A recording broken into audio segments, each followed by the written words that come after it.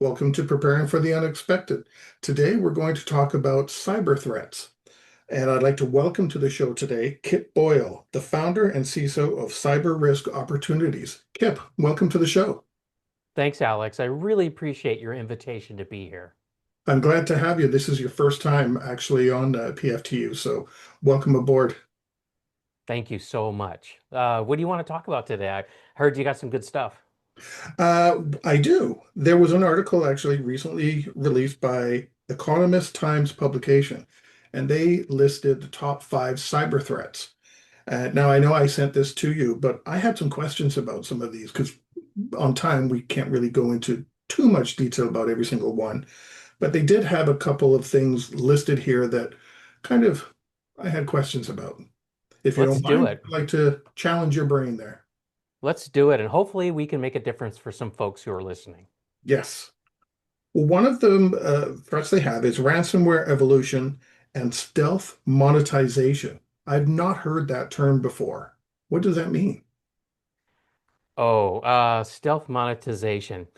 Well, there's a lot of different ways that you can monetize from ransomware attacks. I think the obvious one, right, is hey, give us money, or we're not going to give you back your data. We're not going to give you back your systems. But one of the things that they'll do is either before they encrypt your data, or maybe right during the process, is they'll actually steal copies of all your data, and then they might not use that as a second extortion attempt on you, or maybe they will, but separately they can sell that without mentioning it to you. And so that's a way for them to generate more money from the same level of effort that they've put in to just exploit you first and foremost. So am I to understand crooks wouldn't be reliable? Um, Perhaps there's honor among thieves, but when it comes to honor among, thieves and victims, I don't count on it. Another one they talked about advanced persistent threats and coordinated campaigns. Does this mean group of bad actors are now coming together for this? Yeah, absolutely. So let's just quickly unpack a couple of the terms that you used. Advanced persistent threats. Well, traditionally, these have been referred to as state-sponsored cyber attackers. So they have tremendous amounts of resources. They have a long-term vision for what they want to accomplish, and they're very stealthy, so they can enter our networks and they can persist in our networks undetected for weeks or months or even years, we've seen. So yeah, so what's happening is that you've got these state actors, and they can't do everything. Even though they have a lot of resources, they still can't do everything. Plus, they sometimes would like to have a certain amount of deniability. So it's good for them to partner up with organized crime and kind of divvy up the work. Sometimes state-sponsored cyber attackers will let the criminals actually obtain the initial access and exfiltrate the data. Perhaps it's an espionage campaign, and then the criminals get to take whatever money they find. So it's a very cozy, profitable arrangement for both of them. Wow, gone are the days where it was one person in a hoodie down in a basement. That was War Games in 1983, right? I mean, that's sort of when that trope sort of, busted onto the scene. And then, of course, Mr. Robot was a more recent version of that. Hollywood is absolutely enamored with the loner hacker stereotype. But you're right, Alex, that really isn't the cause of the vast majority of the losses that we're experiencing these days. Maybe this is part of what you just went through, but another one they talked about is exploit-led attacks and rapid weaponization of vulnerabilities. What's Right. rapid? What Well, does that mean? yeah, so as a CISO, here's how I think about it. From the time that a vendor says, yes, we're releasing an alert, we're acknowledging a vulnerability, from the time they do that to the time that a security fix is available is some period of time. It could be weeks, days, months, right? And so in the past, we would see that the time frame between those two events was pretty long.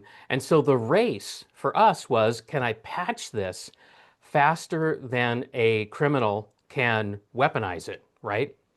That was the race. And we used to have about a month, maybe more. But that's just that window is closing and closing and closing. And so now the rapid part of that is simply saying that the window between the time that a vendor releases a notification of a vulnerability and the time that it's actually weaponized and can be used broadly is that window is collapsing. And so it just keeps getting shorter and shorter and shorter to the point where as a CISO, I have to actually consider flipping the script instead of testing patches before I deploy them because I don't want the patch to cause system outages. I now have to think about, is it actually less risk to just deploy the patch and then accept any downtime because maybe the patch isn't very good because the threat of getting cyber attacks is just so intense. And the tools that are out there to, let's say you've made that patch, you've launched that patch, the tools and the systems that are available and the people involved are much quicker in our organizations to fix that anyway, to reduce that Well, downtime. we've absolutely got to be faster as the blue teamers, right? As the defenders, we've got to be faster. Something that I've been telling everybody these days is, look, the speed at which we're getting attacked for various reasons is just accelerating. AI is accelerating attacks like crazy. Speed is the new firewall. We have got to get faster at fixing things, responding to things. We just have to get faster. And unfortunately, there aren't a lot of ways to do that yet. The cyber criminals have been outgunning us for quite some time now, and we're still playing catch up. I'm glad you said that because I was just going to say it feels like we're always playing catch up. And you We are. mentioned AI, and that's Mhm. one of the other items that they talked about is AI being leveraged across multiple platforms now. So That's AI right. has now become a part of this the cyber threat, right? No doubt about it. And it's everything from a cyber criminal using artificial intelligence to accelerate things that they already know how to do. A great example of that is phishing. So if a cyber criminal is already very good at phishing and they know what the actual key ingredients are to create compelling messages and compelling fake websites, well, now AI can take that and just accelerate. And within the same amount of time, using the same skills, can actually create higher quality messages, higher quality fake websites, and do it at a tremendous rate. So that's just one example. But I think the other thing we have to consider too is now we've got the situation where somebody who doesn't have a lot of skills doesn't need as many skills because the AI can bring more skills to the table. And so the opportunity, it's sort of democratizing the opportunity for people to become criminals, even though they're not very technical. It's almost as though tools with AI and some of these other things can make people want to try this. Hey, I could make It millions of opens the dollars. door. How did I do this? It's It an opens the opportunity. door. Yeah. Absolutely. And I think if you live in a country that does not have an extradition treaty with the United States or other Western countries that try to operate by the rule of law, well, my goodness, there's almost no risk in trying this stuff because the chance that you're going to get apprehended is so low. So yeah, absolutely creates temptations. There was something that didn't appear on their list, but I've been reading and hearing about it a lot, and that's the insider risk of cyber threats. Yeah. Do you have anything to say about that?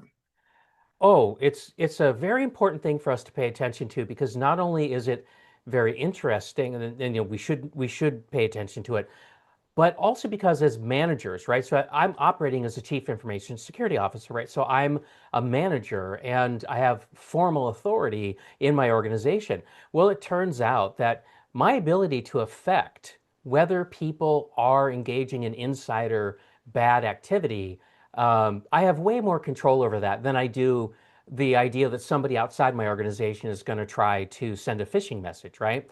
So I like to tell my customers, look, you do have an insider threat. There's two dimensions to it predominantly. One dimension is somebody who's decided they don't like you anymore and they're going to take what they deserve, right? So this is like a malicious insider. But then there's all kinds of insiders who get manipulated by outsiders to do things they shouldn't do, like click on a bad link or follow some instructions in a phishing email to move money that they shouldn't move. The issue that I want people in management to realize is that you have the ability to decrease the amount of insider threat in both of those dimensions through more fair dealings with employees and also by giving people more and better education and procedures and training so that they can better detect when they're being manipulated into doing things that in their own, good frame of mind would never do it. Right. We're just about out of time. Do you have any final thoughts on cyber threats, things that we should be aware of that maybe we haven't touched on yet? I think it's important for people to realize that the nature of cyber threats is different than threats that we might see in other areas of our work. And I just want to give you a simple example. So I wrote a book, it's called Fire Doesn't Innovate. And what I'm trying to say in my book is fire is a static threat. Once I give you the checklist for, dealing with fire prevention, that checklist is rarely going to change. You get all that stuff dialed in, you're good to go. But cyber's nothing like that. It's constantly changing. And I think our conversation here today has really made that case. And so, what I want people to take away from this is you're never going to get the once and done checklist. And so, if that's what you're waiting for and you're frustrated because things are always changing, I just want you to realize that's the nature of this threat. And so, see what you can do to sort of make peace with that. You're kind of making yourself the target if you're sitting there waiting for a perfect checklist Yeah, because you you're are not moving because forward. Yeah. that's right. I've heard people say that if you're not growing, then you're standing still, or if you're standing still, you're dying. And the idea here is that the world around us is changing and evolving when it comes to cyber threats. We can't just keep doing what we've been doing and expect to be okay. We've got to stay engaged with how things are changing outside of our organization and keep up with it. Right. And on that, we've come to the end of the show. Kip, thank you so much for sharing your insights on these cyber threats that people need to be aware of and focus on for 2026. You're welcome, Alex. I'm glad I was here.